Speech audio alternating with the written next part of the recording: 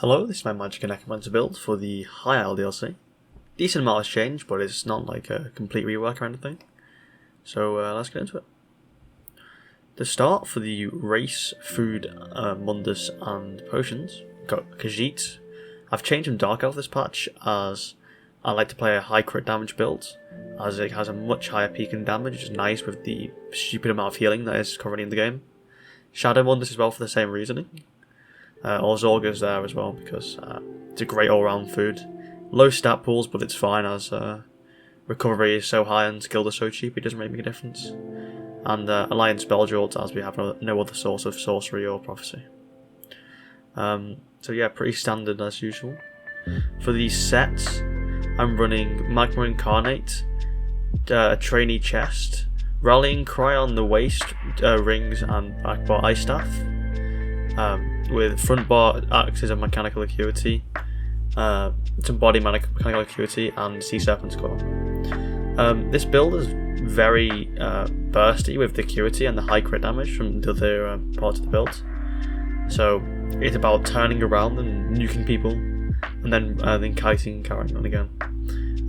You have Rallying Cry. It's probably the most stat dense set in the game at the moment, with a blatantly stupid amount of crit resistance. And decent amount of spell damage to go with them. The Sea Serpent Coil is new for this patch. It's pretty broken, and yes, it snares you, but with medium armor, you're so fast it's not really much of an issue. We've gone for axes over maces now, as the crit damage off of them, the 6% per axe, gives us a higher damage peak than it would with maces, and the whole idea of the build is to just nuke people in a single burst combo, as with the healing this patch, if you don't get them in that one go, they will just completely heal it instantly. So moving on to the skills, it's pretty similar to what I've been previously running, but we have caltrops now on back bar, as I like using them when I'm outnumbered, as it allows me to snare people and move around more effectively, as well as the major breach obviously, which I prefer over elemental susceptibility or LE drain or whatever. That's also a good option though, as it costs literally nothing, but I like caltrops personally. The rest of the skills are pretty standard. Graveyard for the synergy, Blast Bones, Arterial Spammable, Mender is ridiculous healing still, Tether's ridiculous now with the sustain buff. Obviously armor buff, Rat and Resistant Flesh, that's pretty standard.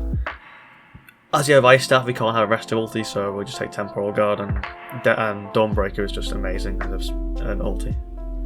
So onto these champion points.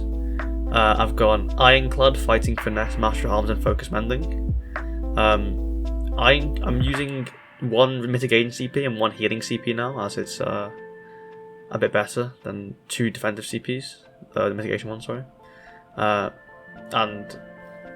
I've gone for Master at Arms and Fighting Finesse as the damage ones, as Fighting Finesse both buffs healing and damage of crit, and Master at Arms pretty much affects all our damage.